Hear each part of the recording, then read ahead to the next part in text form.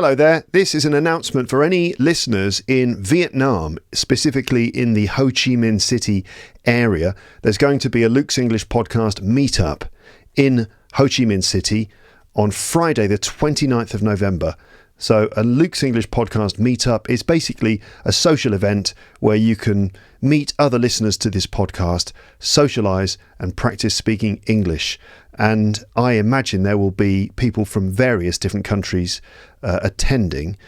So the details are this. It's going to happen on Friday, November the 29th, 2024, between 7 p.m. and 10 p.m. local time. Ho Chi Minh City, also known as Saigon, of course, in Vietnam. The address is Little Du Mien Cafe Restaurant. That's Little Du Mien Cafe Restaurant, 119D Pho Quang Street, Ward 9, Phu Nhuan District. It's near the airport. And unfortunately, I won't be there, but the event is going to be hosted by friend of the podcast, Zdenek Lucas from Zdenek's English Podcast and the Footglish Podcast.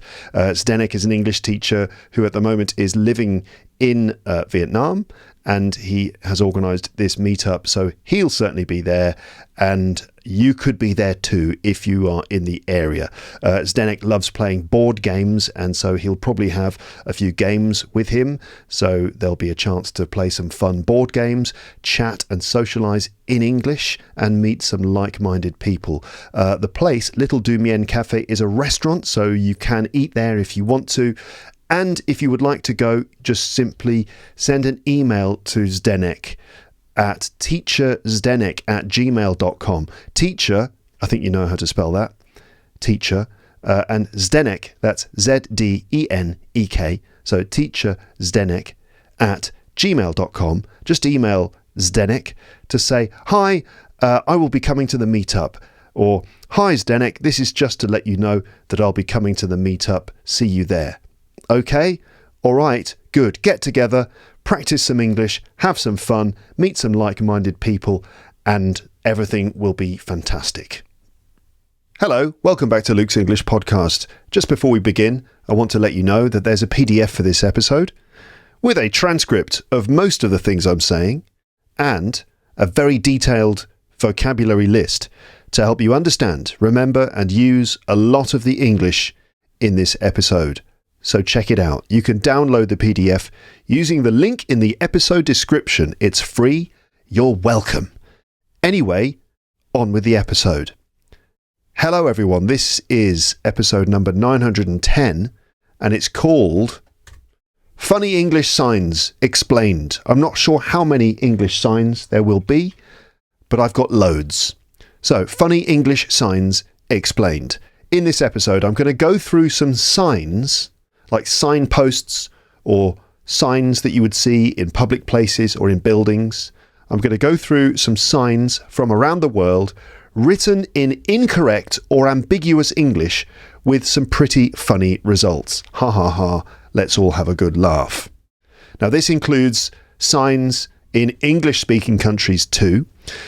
And to give you an example, here is a sign which apparently was seen in an airport in Copenhagen. And the sign says this: "We take your bags and send them in all directions." We take your bags and send them in all directions, which doesn't sound quite right, actually. We take your bags and send them in all directions. If you've ever wondered what happens to your luggage when you check it in at the airport, this sign would not make you feel very confident, would it? Because it sounds like they just grab people's bags and then just throw them around carelessly in all directions, right? We take your bags and send them in all directions. When you put your bag on the little conveyor belt and off it goes and you think, okay, they're just going to put that bag on the plane.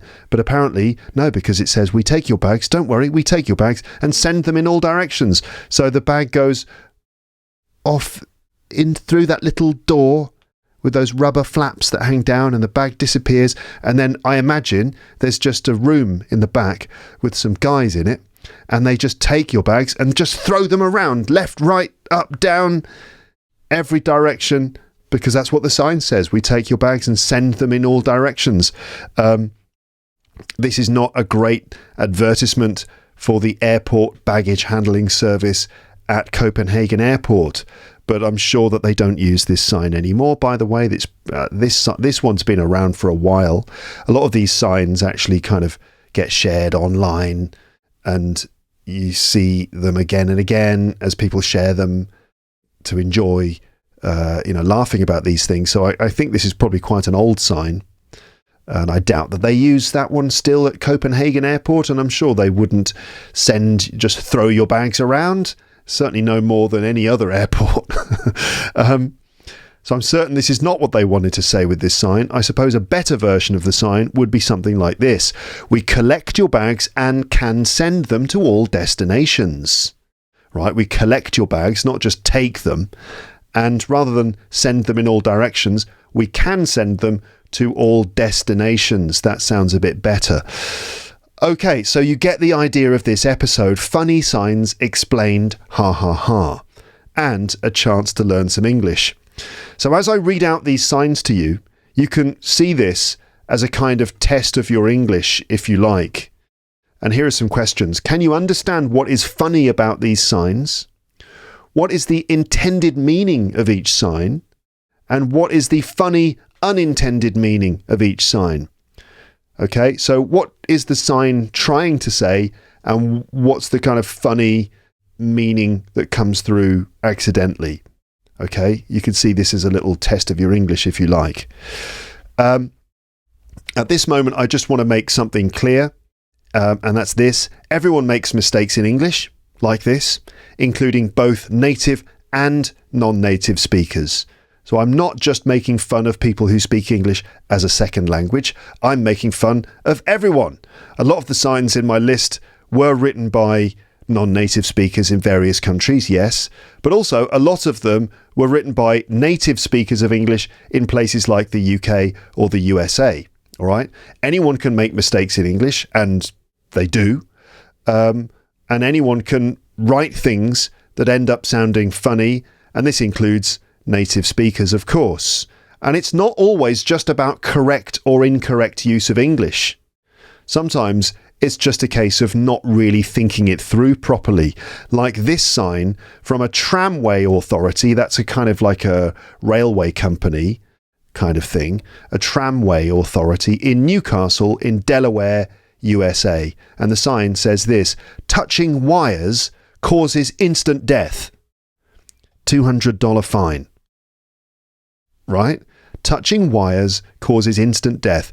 $200 fine. I think you see the problem, right? Now, the English is okay here. Everything's fine in terms of English. It's all correct. But someone just didn't really think this through, did they? Because touching the wires causes instant death. Okay, you'll die instantly if you touch the wires. That's clear, right? Right, but if you do it, you also have to pay a $200 fine. How you pay $200 if you died as soon as you touched the wire, I don't know. But in any case, touching that wire is really bad, because not only will you be dead, you will also have to pay $200, which is, even worse, isn't it? So anyway, if you ever go to Newcastle, Delaware, just avoid that wire, whatever you do. In fact, just don't go to Newcastle, Delaware. That's probably the safest option. So vocabulary, as well as explaining these hilarious signs, I'll also teach you some vocabulary in this episode, and you'll see a full vocab list on the PDF. As I mentioned, it's all at the bottom of the PDF. And that's vocabulary like the word fine, a fine, which is an amount of money you have to pay if you do something wrong, like the $200 fine you pay if you get killed. If you get killed by that wire in Delaware, right? Or maybe a parking fine that you'd pay if you park in the wrong place, or something like that. I don't know why we say that's a fine. I don't know why we use the word fine, because it's obviously not fine, is it? You have to pay $200. What's fine about that? I don't know. But anyway, that's the word we use. It's a fine, a $200 fine. I have to pay $200? Oh, yeah, that's fine. No problem. I don't know why we call it a fine. Anyway, two different words. A fine you have to pay, and fine, the adjective. Obviously, these are two totally different words. But anyway, I'll explain some bits of vocabulary as I go, and we can consider how the wording of these signs could be improved to make them clearer. So we'll be kind of considering a bit of written English as we go. Here's another one, at a locksmith in London. So this next one is a sign that I used to see every day when I lived in London. A locksmith, by the way, is a person or maybe a business which deals with locks and keys. Locks and keys. So, for example, if you need to change the lock on your door, the door of your house or the door of your apartment, if you just need to change the lock, for example, then you'd call a locksmith and the locksmith would come and change the lock for you and give you a new key and the rest of it, right? If you lock yourself out of your home, you would need to call a locksmith and they would come and help you get in again, right? And I mean, that happened to me once in London. I locked myself out of my apartment and I was very annoyed. It was like a Friday evening and I needed to get back in, obviously. And I had to call a locksmith.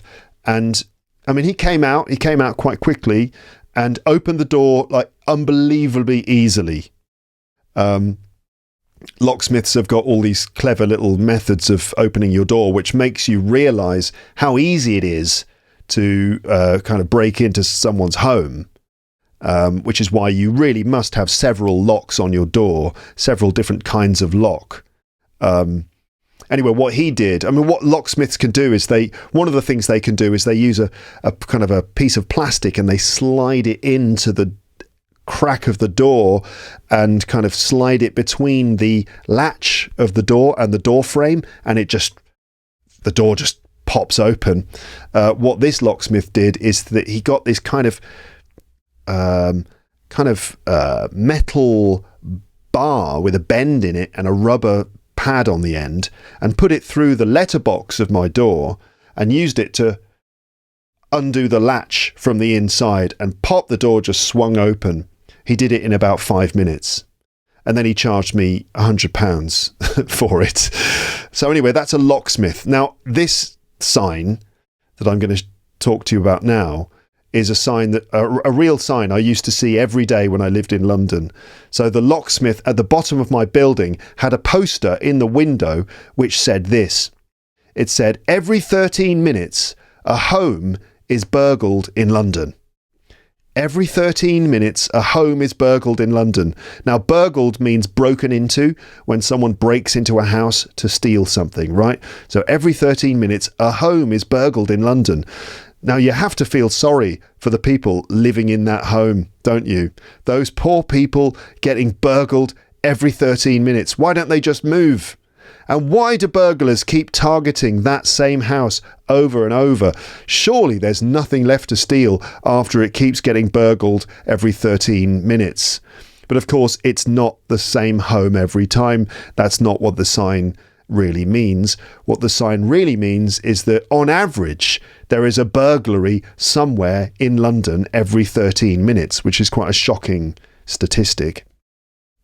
One home, that meaning a different home each time, gets burgled every 13 minutes. So every 13 minutes, a home is burgled in London. It's not just the same home every time, but you get it now, right? Okay. And again, to be burgled or to get burgled or a burglary, this is a kind of crime where someone breaks into somebody's home to steal something like jewellery or a TV, right? A synonym is a break-in or to break into somewhere, right? So that's a burglary, to burgle a house, to get burgled or to be burgled, that's the passive form, and a burglar, that's the person who would do it, right? And if you're looking at the PDF, you can see a picture of a burglar burgling that house in London every 13 minutes, apparently. Yes. Here's another one, right? At a hospital in Northampton in England. This is kind of a legendary one. So here is another one which I talked about with comedian Mark Steele in episode 796 of this podcast, which of course you remember. You remember every single word. So this is quite a legendary sign in Northampton, apparently. And it says this: family planning advice, use rear entrance. Family planning advice, use rear entrance. Quite good advice, actually. So, what this is supposed to mean is that the family planning clinic, where you can get advice about family planning, so this clinic is around the back of the building. So in order to access it, you have to use the rear entrance. That's the entrance at the rear or back of the building. Hence, family planning advice, use rear entrance. But it also suggests that use rear entrance is the family planning advice itself. So this meaning of use rear entrance has another meaning. This phrase has another meaning which is rude and therefore quite funny. You want some family planning advice? Trying to avoid getting pregnant? Okay, use rear entrance if you know what I mean. Okay, now something at this point tells me that I need to explain this one in a bit more detail. But as I said, it's rude as it involves a sexual double meaning. But you don't mind, do you? Of course you don't. No, of course you don't mind. In fact, you're like, yes, okay, great, Luke. This is what I want when I listen to Luke's English podcast. I want to hear you awkwardly explain rude double meanings. Like, for example, when Dr. Watson ejaculates during a Sherlock Holmes story. Yes, in fact, a little heads up, a lot of the signs in this episode are quite rude, with unintentional sexual connotations. So there's some slightly rude content coming up. So family planning advice, use rear entrance. Some of you have got it, all right? Of course, but some of you are still scratching your heads going, I don't understand why is this funny? So use rear entrance has a double meaning relating to sex. So here's the normal meaning again. This is the not rude meaning. Family planning often refers to things you do when you're trying to get pregnant and start a family, or if you're trying to avoid getting pregnant too, right? So we're talking about fertility treatments or contraception, like condoms, for example. So all of this stuff is known as family planning. So in the pharmacy, you might have a family planning section, which includes all the things related to this, okay? So family planning is family planning advice is information about getting pregnant or not getting pregnant. And rear, like rear entrance, means at the back, right? So use rear entrance could refer to an entrance which is at the back of the building, right? So this means if you need family planning advice, go to the back of the building to enter. The Family Planning Advice Centre can be found there, right? Family planning advice, use rear entrance. But the rude meaning is like this, okay? Because sometimes we refer to someone's bottom, their bum, their butt in American English, their arse in British English, or their ass in American English, right? Sometimes we refer to someone's bottom as their rear, okay? It's a kind of a euphemism for someone's bottom. So we sometimes use the word rear, and the rear entrance of someone's body is certainly something sexual and rude, as you can imagine, right? An orifice at the back. So use rear entrance could mean that if you want to avoid getting pregnant, you should use a certain sexual position that involves using the rear entrance.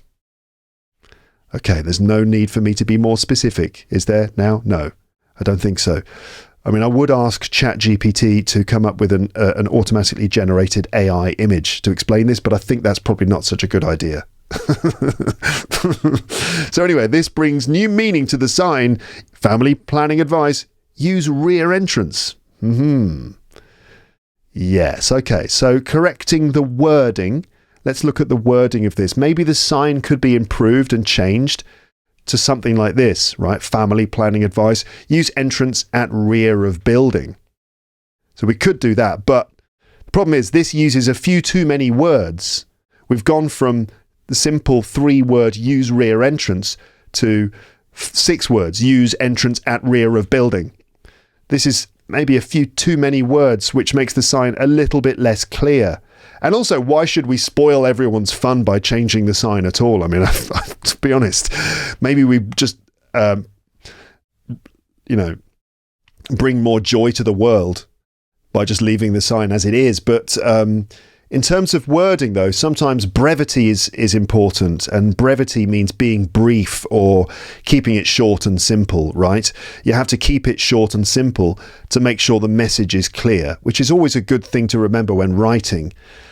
Keep it short and simple is just a good phrase to remember. So, sometimes the more words you use, the less effective a sign is, because the sign loses its impact and the message gets lost. So it's probably best to keep it short and simple. Now, it's complicated to write a sign which is both efficient, meaning using not many words, and effective, meaning expressing exactly what you want.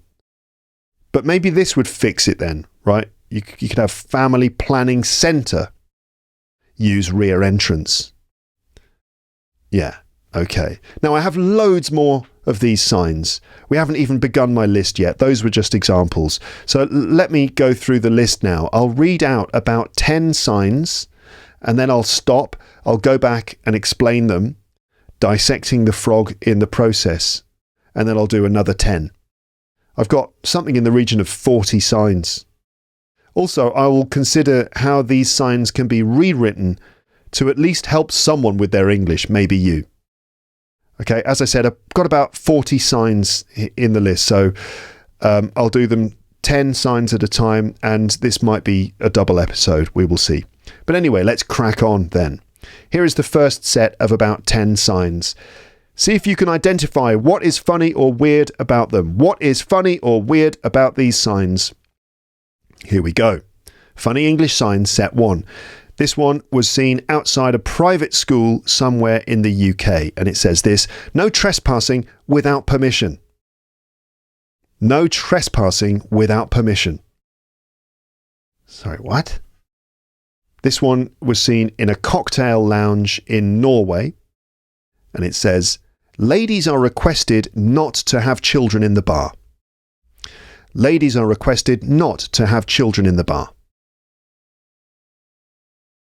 The next one was seen in a hotel in Acapulco, and it says this: the manager has personally passed all the water served here. The manager has personally passed all the water served here. Sorry, what? You're there about to drink the water. Excuse me? Hotel air conditioner instructions in Japan. Right, so the instructions for an air conditioner in a hotel room. And it says this: cooles and heates. Now, I'm saying that because that's the spelling. It should be cools and heats, but it says cooles and heates. If you want condition of warm air in your room, please control yourself. If you want condition of warm air in your room, please control yourself. And this one, at a zoo in Hungary. At a zoo in Hungary, please do not feed the animals. If you have any suitable food, give it to the guard on duty. Please do not feed the animals. If you have any suitable food, give it to the guard on duty.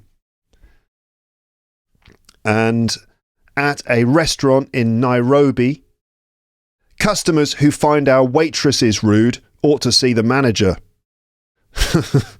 Customers who find our waitresses rude ought to see the manager. I'll explain all of these in a moment. And this one was found in a car rental brochure in Tokyo. So when you rented a car, this information was included in the brochure. And it says this: when passenger of foot heave in sight, tootle the horn. Trumpet him melodiously at first, but if he still obstacles your passage, then tootle him with vigour. What? Sorry. Say that again? When passenger of foot heave in sight, tootle the horn. Trumpet him melodiously at first, but if he still obstacles your passage, then tootle him with vigour. Okay, I'll make sure I remember that. This one was seen on a river highway in USA, like a road next to a river. It says this: take notice, when this sign is underwater, this road is impassable. When this sign is underwater, this road is impassable. And finally, this one was seen in a men's lavatory, like in a men's toilet, in Japan. And it says this: to stop leak, turn cock to the right. To stop leak, turn cock to the right. Very helpful, I think. Right, now, let's go through all of those signs with explanations and corrections. So the first one, outside a private school somewhere in the UK, no trespassing without permission. Right, so is it possible to trespass with permission? No, it isn't. So no trespassing without permission. The point here is that trespassing means going on property or going on land without permission. That's what trespassing means. So it's unnecessary to say without permission. You might as well just say no trespassing, because you can't trespass with permission. It's like saying no stealing without permission, you know, no murder without permission. So trespassing, here's some vocab then for you. Trespassing is a kind of crime, and it means entering property or going on someone's land without their permission. For example, entering the grounds of a private school when you're not a member, or walking into a farm without permission, entering an office building without permission. You would be found guilty of trespassing. Now it's different. This is different from burglary. We had burglary before, but this is different because it doesn't involve breaking in and there's no theft involved. So breaking into a place, like breaking into a house and stealing something, that's burglary. Trespassing is just going on property when you have no right to do it, like walking into someone's garden or something like that. Okay, or walking onto a building site and just walking around and being there when you don't have permission. That's trespassing. So no trespassing without permission. It's just redundant. So corrections for this, it could be this: no entry without permission. Okay, or simply no trespassing. But even this is redundant because trespassing is a crime anyway. So you don't need to say no. It's a bit like saying no murder allowed. Well, obviously, but maybe you could say trespassers will be prosecuted, in order to remind any potential trespassers that if they're caught, they will be taken to the police, right? So no entry without permission, or no trespassing, or trespassers will be prosecuted. Prosecuted meaning taken to court, right? Charged for a crime. The next one was the cocktail lounge in Norway. Ladies are requested not to have children in the bar. Okay, now this makes it sound like women keep giving birth in this bar, right? So many women have given birth to children in this bar that they've had to put up a sign. So you know what? We've got to stop this. We've got to stop people being born in this bar. We'll put up a sign, and we'll politely request that that ladies don't. Ladies are requested not to have children in the bar. Okay. We don't have any qualified midwives here. This is not a maternity ward in a hospital, so please, we'll serve you cocktails, but we'll deliver cocktails, we can't deliver babies in this bar.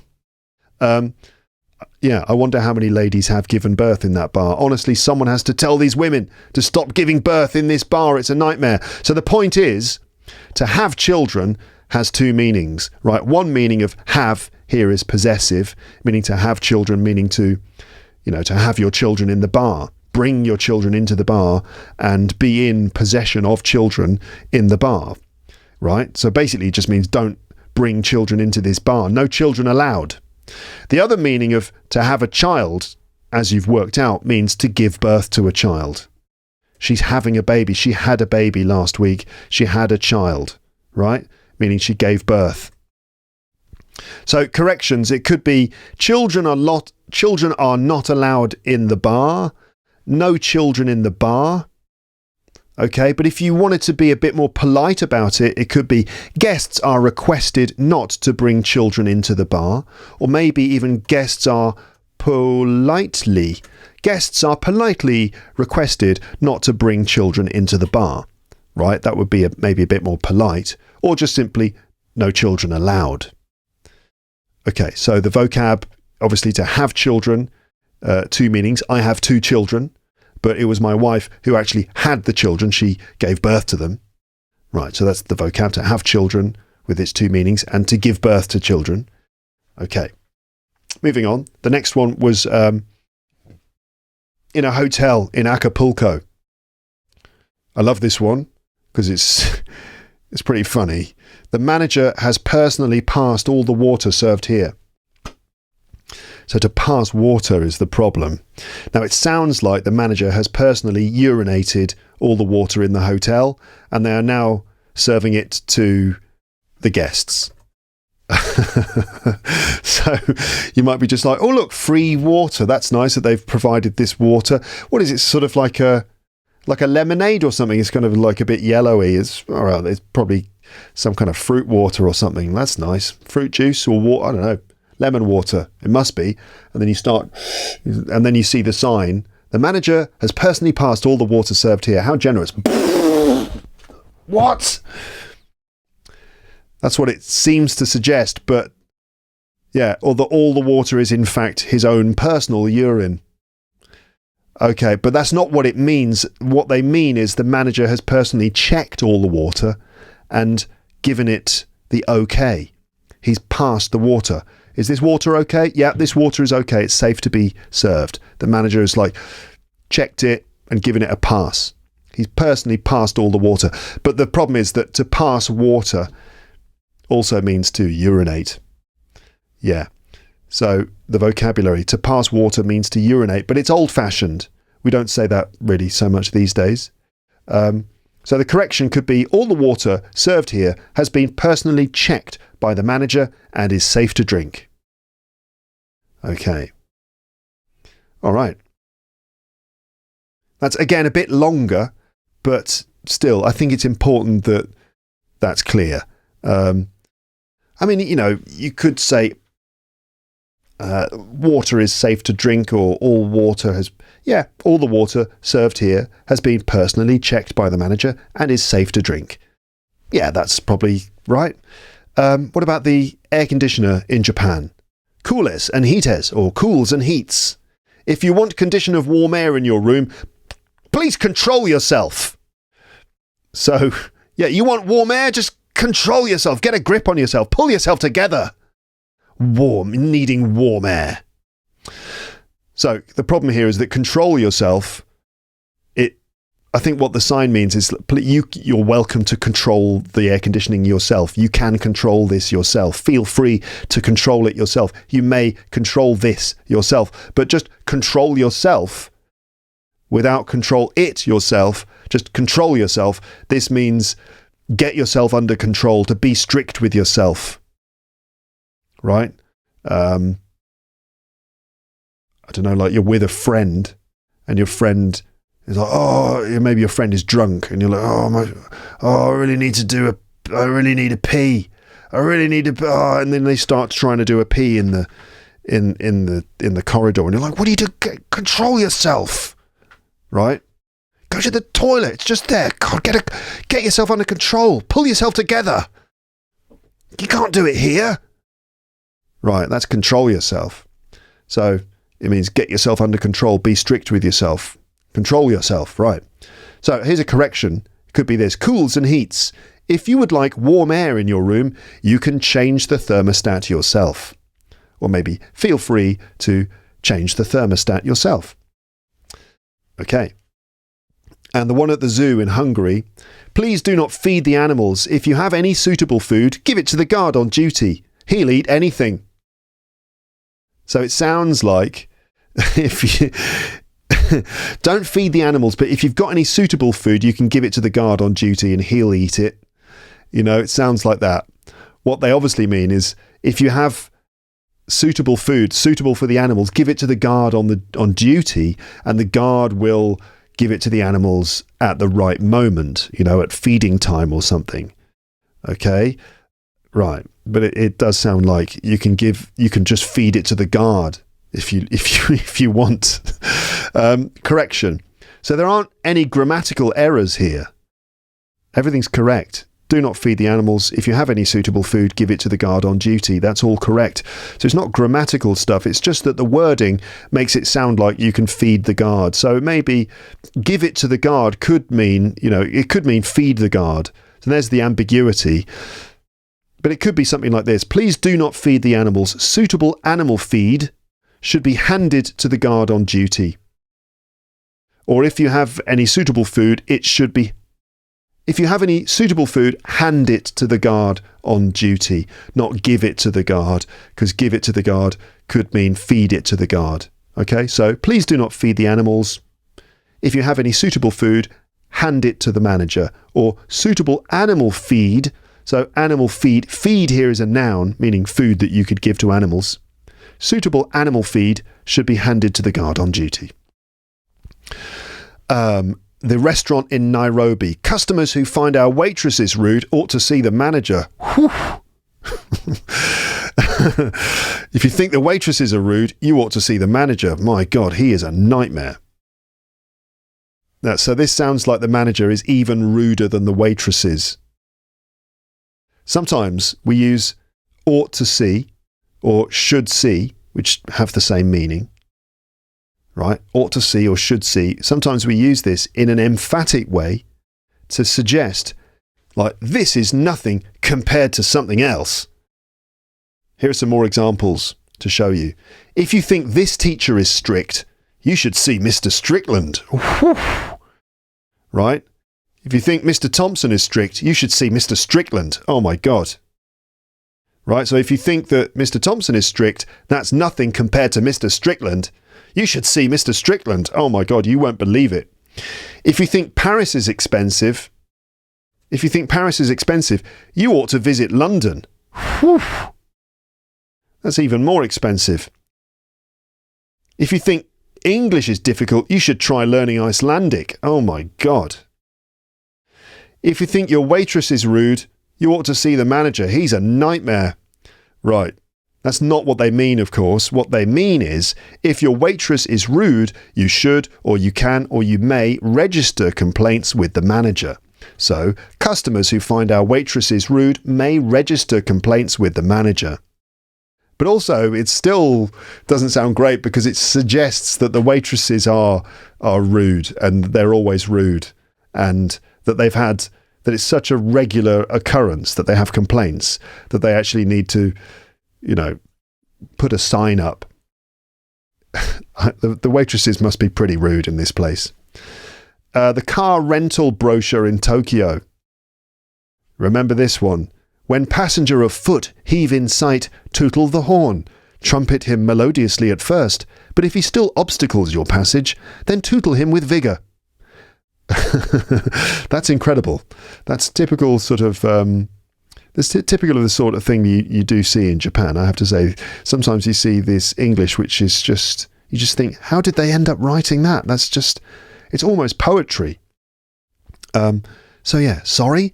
This is one of those head-scratching examples of odd English which you encounter in some places, particularly Japan for some reason. Now, I love Japan, I love the place, but sometimes English gets a bit lost in translation. And often some very odd, rare and old-fashioned language gets used, causing a strange effect. I'm not sure how this happens, but it's often funny and charming. So here's a correction. Maybe this. When a pedestrian, so not passenger of foot, but a pedestrian, that's someone who's walking in the street. When a pedestrian appears in front of your car, beep the horn. Beep, beep, right? When a pedestrian appears in front of your car, beep the horn. Now, you kind of imagine that this sort of thing is just common sense, right? That it doesn't need to be written in the brochure. But maybe this is cultural advice. This is what's normally done in Japan.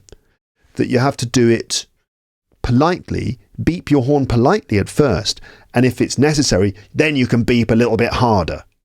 But don't beep harder at the beginning. Don't be too aggressive at the beginning, because that's considered inappropriate in Japan. Something like that, right? So you end up with, when a pedestrian appears in front of your car, beep the horn. Tap the horn lightly at first. But if they're still in your way, beep more strongly. But it must be difficult for the Japanese to communicate their cultural values and cultural norms to visitors in succinct, brief, efficient English. Because it feels like there's a lot of context that needs to be explained. You know, you need sort of like, in Japan, we have a certain way of doing things, which might be a bit different to the way they're done in your country. For example, when you're driving a car here, if a pedestrian steps in front of the vehicle, don't be too aggressive. You might just need to give them a little beep, like a beep like that. Just a polite, friendly little beep. And I'm sure that they'll get out of the way. But if they don't, then you can beep a bit more strongly. But don't beep too strongly at the beginning because, that would be really embarrassing for everyone. We don't like to do that here. I hope you understand. And also don't drive too fast and have a lovely time. Yeah. So vocabulary. Pedestrians, people walking in the street, right? Walking normally on the pavement or the sidewalk in American English. Pedestrians crossing at pedestrian crossings. To beep the horn, beep, beep. And to be in someone's way, to be in your way. Like, I can't go, there's someone in my way. Excuse me, beep, beep, could you? Thank you, thanks very much. Right, you know, to be in some... Oh, was I in your way? Sorry, didn't mean to be in your way. Right, I'll just get out of your way. Sorry. Yeah. What about the river highway in America, North America, United States of America, to be specific? The road next to the river. Take notice, when this sign is underwater, this road is impassable. It's like, thanks for the sign. Thanks for that completely unnecessary sign. This water is impassable. This road is impassable when this sign is underwater. Well, yes, obviously, if the sign is underwater, you won't be able to read it or even see it. So this is a pointless sign. And anyway, nobody will be able to drive down the road because it will be completely underwater. You won't need a sign to tell you that, right? So it's completely unnecessary. Vocab, in terms of vocab, impassable means you can't drive down it. If a road is impassable, it's completely flooded, or maybe a tree has fallen down and then the road is impassable. You can't go along that road. There's no way to get through. There's no passage through the road. Yes. A correction. I honestly, I don't know how to correct this one. Just get rid of the sign. It's unnecessary. Or maybe just add a sign that says something like this: road liable to flooding. You know, just maybe putting a sign somewhere up the road which says road liable to flooding, just to give people a little warning that this road often gets flooded. So watch out, there might be water on the road up ahead. Road liable to flooding might be a good one. Sometimes you see these things at the side of the road in places that get a lot of heavy snowfall, and you get these long metal poles with measurements on them or lines on them to give you a sense of how deep the snow is. And, you know, if you see that the snow is all the way up the middle of the pole, then you will know that you shouldn't try and drive up that road because the snow is too deep and you're going to get stuck. So those sorts of things are the kinds of signs that are useful in that situation, like poles that show you the depth of the water. You know, and you'll know if the water is so deep you can't drive through it. Some cars you can drive through a certain amount of water, but anyway. What about the one in the men's lavatory in Japan? To stop leak, turn cock to the right. That is not how cocks work. Not mine anyway. I mean, I don't know, gentlemen, you can confirm or deny. You can confirm or deny whether that is how your cock works, but that's not how my cock works. If I'm taking a leak, I'm like, right, I think that's probably enough now. Psh, right, just like turn it to the right. Good, no, to switch it off. That's not how cocks work. But obviously this is not what the sign is supposed to mean. I'll explain it all now. So the intended meaning, I think, is this: to stop the water, turn the tap to the right. Right? So this is probably a tap. A tap is a thing that you open to get water. And then when you've finished with the water, you close the tap or turn off the tap, right? So this is probably a sign about a tap, and maybe it just means if you want to stop the water, turn the cock to the right. The cock is the part of the tap that you turn in order to open and close it. Maybe this is a tap that leaks, so water drips out of it, and you need to turn it tightly to the right in order to stop the leak. Yeah. Hence, to stop leak, to stop the water coming out, turn the cock to the right. You turn that part of the tap to the right. Right, okay. So to stop the water, turn the tap to the right. But the rude meaning is to stop urinating, turn your penis to the right. Because you've got a leak. A leak can be when you urinate. So for example, to take a leak,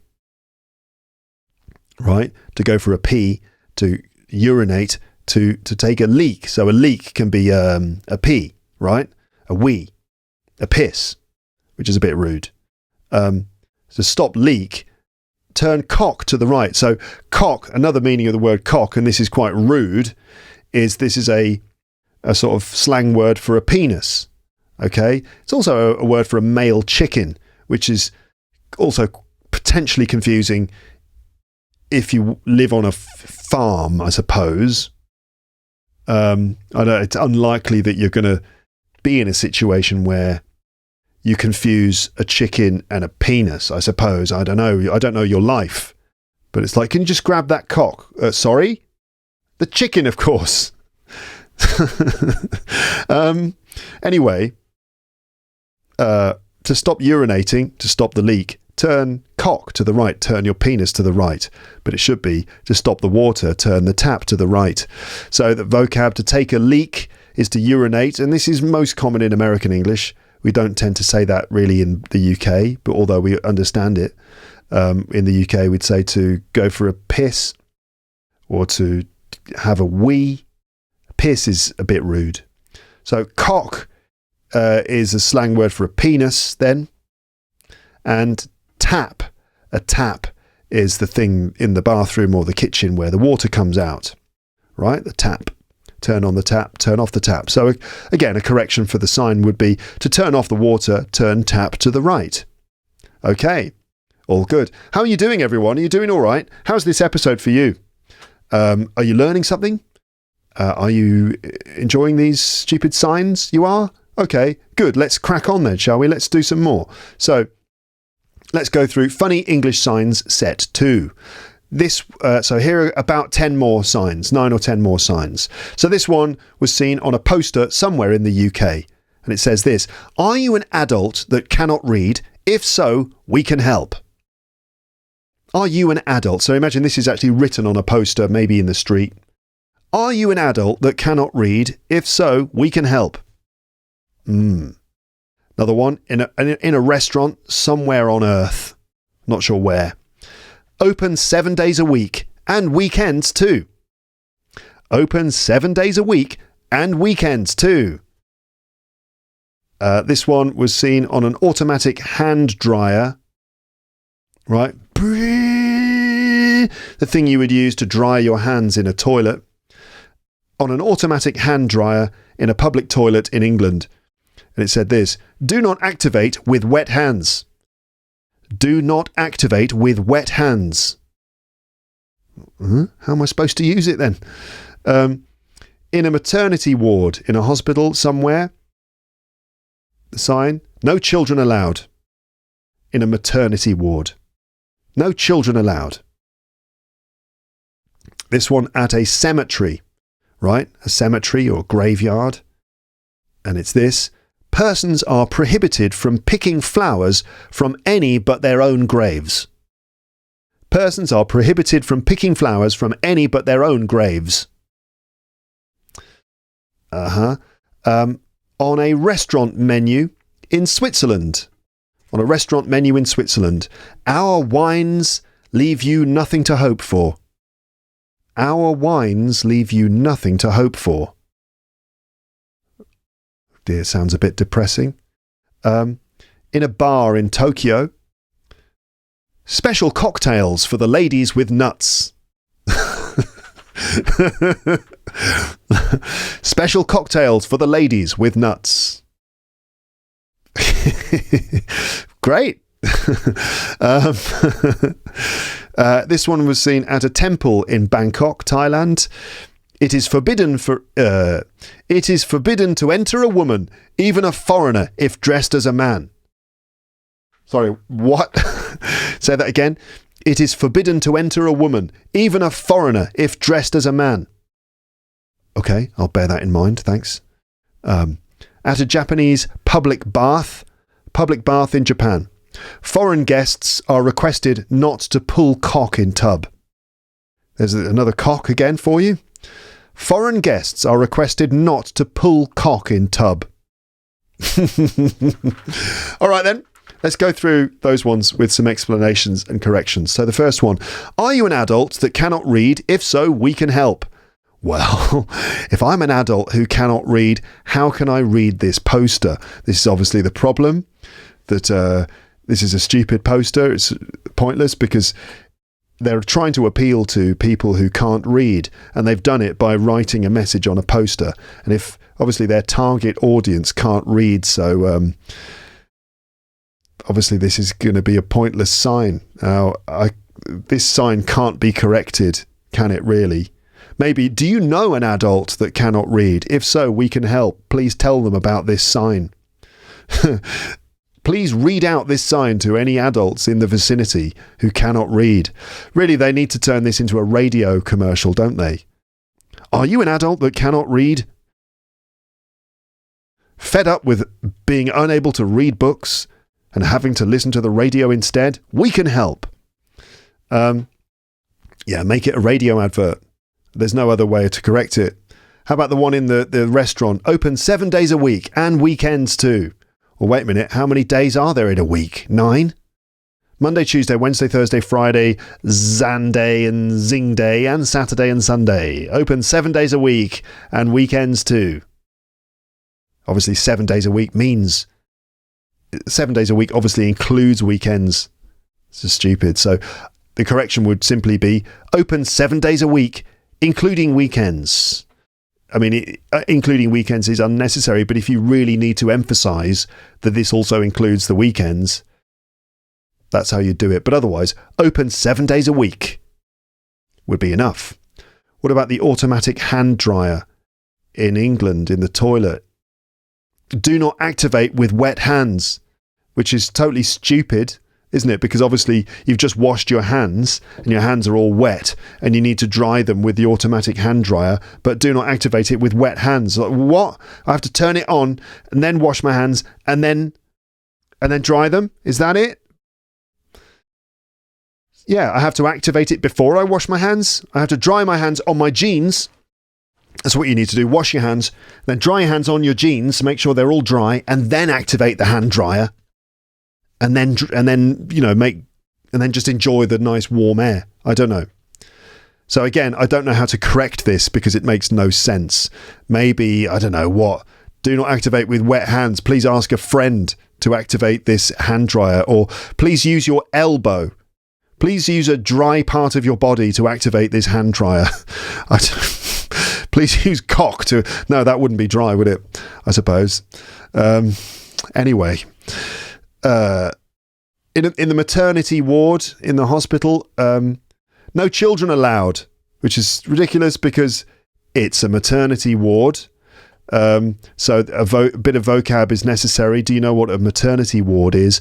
A maternity ward is a part of a hospital where children are born, right? So having a sign in the maternity ward that says no children allowed is pretty ironic, isn't it? Because as soon as the child gets born, you know, breathe, push, Mrs. Smith, push, you can do it, push, it's almost here, and oh, fantastic, you've got a baby girl, isn't she good? Right, get this kid out of here now, no children allowed in the maternity ward. So a maternity ward is a part of a hospital where children are born. So correction would be something like this: no children are allowed to visit the maternity ward. Right? No children are allowed to visit the maternity ward. I suppose it would be something like that. Children are not allowed to wait in this area. Maybe. Okay. The cemetery. Cemetery is a place where people are buried after they've died, I hope. You shouldn't bury anyone when they're alive, even if they deserve it. You shouldn't really. So at a cemetery, persons are prohibited from picking flowers from any but their own graves. Which makes it sound like you're only allowed to pick flowers from your own grave. You can imagine the hand coming out of the ground and picking flowers from its own grave. Yeah. Maybe they have a problem with zombies in this cemetery, right? Like, just stop picking flowers from other graves. You can only pick flowers from your own grave. So and get back in the ground. Now, obviously, the correction is, please do not pick flowers from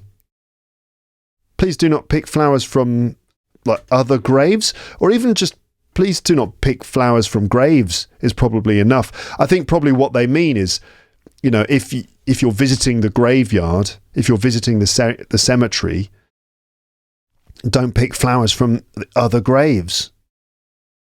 Your own grave, I suppose they include like the grave of a family member, so the members of the family own that grave, right? They own that plot of land. Yeah. Please do not pick flowers from other graves is probably enough. It's a pity to have that in a cemetery, though, isn't it? It's kind of like not very appropriate sort of thing to have in a somber place like that. Yeah. On the restaurant menu in Switzerland, our wines leave you nothing to hope for. You could imagine people drinking the wines and just feeling hopeless. The wines are that bad that you just drink it and you just feel completely hopeless afterwards. Our wines leave you nothing to hope for. You drink the wine and they're just like, the future just looks so bleak. So this sounds like the wines make you feel completely hopeless. They leave you nothing to hope for. Now the correction here is just, it's not nothing to hope for, but we say nothing to be desired is the right way of putting it in English. If something leaves nothing to be desired, it means that it's everything you could desire. It's everything you could want. Our wines leave you nothing. Our wines leave nothing to be desired would be the correction. Yeah. But it's still not great. Still doesn't sound great. Our wines leave nothing to be desired. I don't know. It still doesn't sound great to me. Vocab, to leave nothing to be desired, meaning that there's nothing more that you could want. And also, we use that phrase in the other way, to leave a lot to be desired. I think that's the problem here, is that we tend to use this phrase as a criticism. Well, what did you think of the restaurant? Well, I have to say the wine left a lot to be desired. So we tend to use it like that. Something leaves a lot to be desired in the sense that it's not good enough, right? Well, the sauce left a lot to be desired, or what did you think of his teaching? Well, his explanations left a lot to be desired. His classroom management leaves a lot to be desired, meaning his classroom management isn't good enough. Okay. The one in the bar in Tokyo, special cocktails for the ladies with nuts. Ladies with nuts? What, like ladyboys? Are we talking about ladyboys? That's normally that's a Thailand thing, isn't it, normally? But anyway, that's not what they mean. What they actually mean is that cocktails, they're talking about cocktails served with nuts. And they're available for women. Special cocktails for the ladies, served with nuts. Right? So, nuts, though, is the thing here is that the word nuts, this is a slang word meaning testicles. All right? So we've had cock, meaning a penis, and now we've got nuts, meaning testicles. Balls is another word, just in case you were thinking.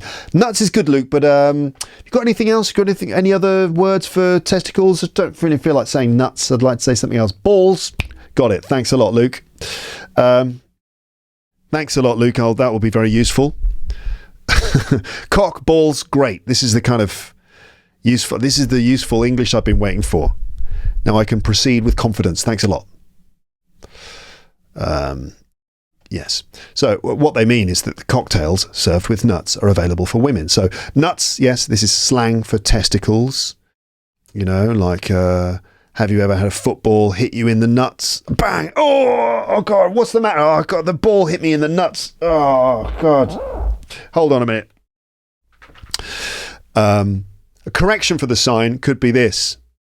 Maybe you can just pass this on if you know the people who run this bar. You can let them know. Special cocktails for the ladies served with nuts. Okay. That removes the ambiguity. I mean, if you've got a dirty mind, you'll probably find a way to think of the rude meaning. Or if I've planted the rude meaning into your mind, obviously you're only going to think of the rude meaning. But this would certainly be better. Special cocktails for the ladies served with nuts. Yeah. And that served with nuts definitely has to be an afterthought. I've put a comment. I've put a comma, special cocktails for the ladies, comma, served with nuts. That helps. That little pause helps. Maybe the design of the sign would need to incorporate the served with nuts in a sort of lower position or in smaller text, for example. Special cocktails for the ladies, served with nuts.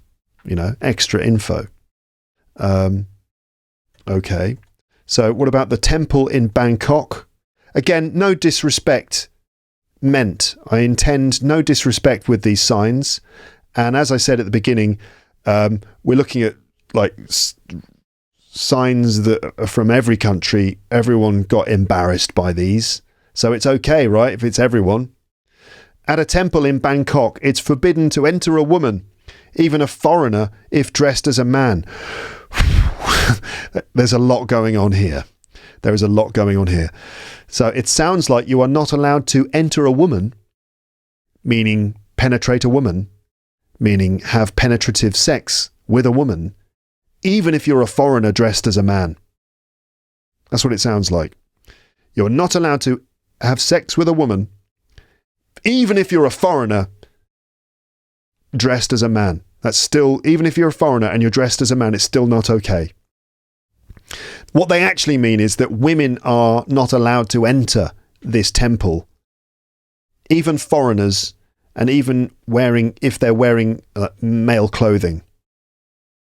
This is actually a very sensitive issue. I don't mean to be kind of glib about it, you know, because, you know, I've been to Thailand. I've been to a lot of the temples and stuff in Thailand, and you know, these are obviously very traditional places, and they've got their sort of certain rules relating to them, which some foreign visitors disrespect, you know, but it is what it is. But some of the temples in Thailand, basically women are not allowed to go into them. There's not many of those temples, but still, for some reason, women are not allowed to enter. I'm not going to go into the reasons why. I don't really know the reasons why. It's just the kind of culture of that religion, right?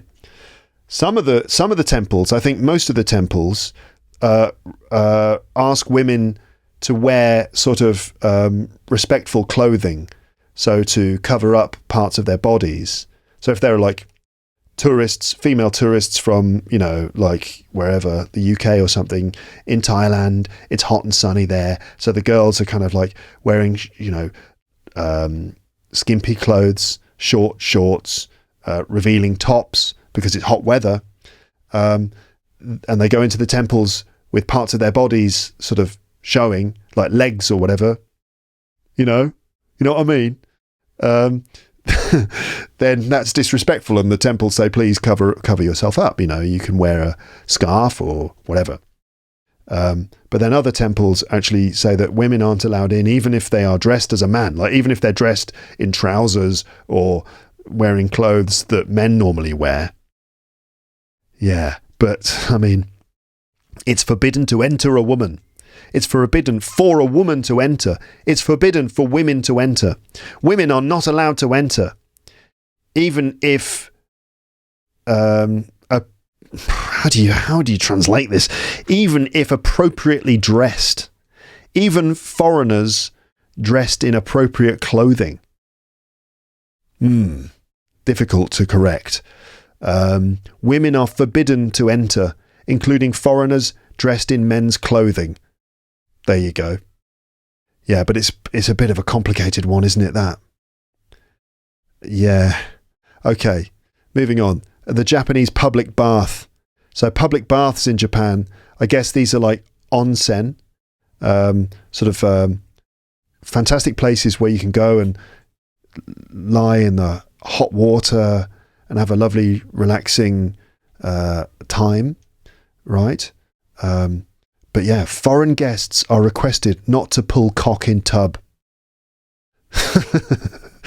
Yeah, it is certainly not appropriate to pull your cock when you're in a public bath. Wait, no, that's not what they mean. That is not what they mean. I mean, you know. So what it sounds like, is foreign guests are requested not to masturbate when they're in the bath, right? Pull cock would mean to pull you get the idea. In the tub, a tub is another word for a bathtub or like a pool of water. Yeah. Now the correction could be foreign guests are kindly requested not to operate the tap in the bathtub. Right? Foreign guests are kindly requested, so that makes it nice and polite, not to operate the tap in the bathtub. Yeah. It's the word cock, isn't it? I mean, it's the word cock. Don't say cock. Use tap. That's fine. That's fine. So maybe what's been going on is that foreign guests have been coming into the onsen, into the public bath, and they've been like fiddling with the tap, trying to add more water or something like that. And the Japanese staff are like, oh God, how can we get these people to stop turning on the tap? You know, like all the Japanese people would never do that. You know, they understand the rules. But the foreigners are like, it's a bit hot. How can we add more water? Like, and all the other guests are like, oh God, they're fiddling with the tap again. Someone needs to put up a sign. Ask Hiroshi. Hiroshi speaks English, and Hiroshi's like, how do I write this? And maybe he translates it. It was probably easier to use a translation. I'll do a direct translation. Foreign guests are requested not to pull cock in tub. There you go. No problem. No. Do not operate the tap. Yeah. You know what, listeners? This is where we're going to end. On that important piece of advice about not pulling your cock when you're in a public bath. Just a little reminder there. And also not to fiddle with the tap in the onsen. We're going to leave on this particularly useful piece of advice. And we're going to end the episode here. Okay, I do have more of these signs, but I'll leave those for another episode for another time. And I've got about another 20 or so signs. Some of them are very funny. My favourite one, in fact, is yet to come. But we're going to leave it here because I think this feels like a good moment. Because if I carry on and do the rest, then we'll end up with an episode that maybe is a bit too long. So I think we'll stop here. I hope that you have learnt some interesting things from this episode. Don't forget, you can check out the PDF. You will find all of the stuff I've been reading, the signs, the explanations, the vocabulary, the corrections, all my comments, all that stuff is written on the PDF, and you'll find a summary of loads of vocabulary, a very nicely detailed vocabulary list with definitions, examples, memory prompts, things to help you remember words that you've seen, and also little discussion questions to help you practice using the words and phrases. Let's have a little look. Let's have an example. So we go to the top of the list. We've got ambiguous, right? I talked about ambiguous signs. So the definition, ambiguous means open to more than one interpretation, having a double meaning, or something that's not completely clear in its meaning could mean one thing or another thing. It's ambiguous. An example sentence: the sign was ambiguous, leaving people unsure whether the trail was open or closed. So people are walking along a trail and they come to a sign and they're like, wait a minute, does this sign mean the trail is open or closed? I don't know what the sign would say. Sign subject to potential closure. Something like that, like potential closure. Does that mean it is closed or it's not closed? So it's an ambiguous sign. a comment, ambiguity often causes confusion, especially in written instructions or warnings, which is why it's important to be clear. Okay, a memory prompt. So this is what you would use to help you remember the word. Have you ever seen a sign that could mean two different things? And you'd say, yeah, I've seen a few ambiguous signs. So you just try to use the word in your answer. Try and recall the word and actually use it. Really important to do that. Make yourself come up with the word from your own memory and actually use it. A discussion question, just something to give you something to talk about, hopefully using the vocab. Why might it be important to avoid ambiguous language or signs Let me start again. Why might it be important to avoid ambiguous language in signs or instructions? Why would it be important to avoid ambiguous language in instructions, like safety instructions? Obviously, you've got to be absolutely clear in your instructions so that people know exactly what you mean. For example, if you work in a go-karting centre, a place where people race go-karts around a track, and you're there to give the safety information, there's no point giving ambiguous safety instructions. Like when you sit in the go-kart, you might want to keep your arms inside. You might want to just keep your arms inside the car for a few different reasons. It's not so much ambiguous as more just unclear. But, it's really important to be very clear so that people know exactly what they should and shouldn't do, to save people time and to make sure that the message gets communicated. That's why ambiguous language should be avoided in signs, instructions, in legal documents and things. A mnemonic, a thing to help you remember. You can think ambi, which means both, and we have the word like ambidextrous. Someone who's ambidextrous can use both hands equally well. Ambi, and the guous part is like guess, right? Ambi meaning both, and guous is like guess, as in you can always guess both ways. Does that help you remember? Ambiguous. You can guess both ways. Ambiguous. Sometimes mnemonics can really help you remember a word. Sometimes they are more complicated than the word itself, in which case you probably just forget about it. But some of these mnemonics can really help you to recall the words. And there are similar notes in this list for loads of the vocabulary in this episode. Baggage handlers, to break something down. Let me break it down for you. To break in and a break in, right?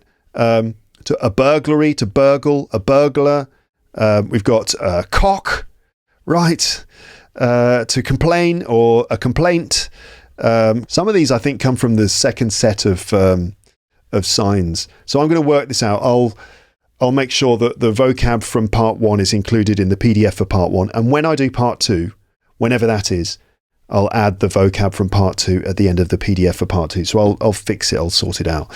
But that's the end of this episode. I don't know when I'm going to do part 2 of this, but you can just let me know. Did you enjoy this? Did you find it useful? I hope so. I'll do part 2 at some point in any case. It'll probably be in a few episodes' time, but it's something I can come back to and finish later on.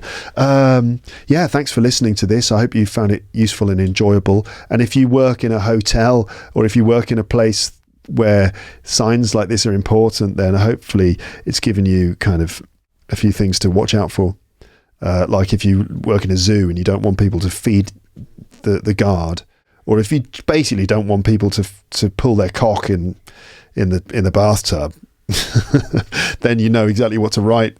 Okay, everyone, have a lovely morning, afternoon, evening, or night, wherever you are in the world, whatever you happen to be doing at this moment in your life. Thank you for joining me for the last hour and 10 minutes or so, and I will speak to you next time on the podcast. But for now, it's just time to say goodbye. Bye, bye, bye, bye, bye.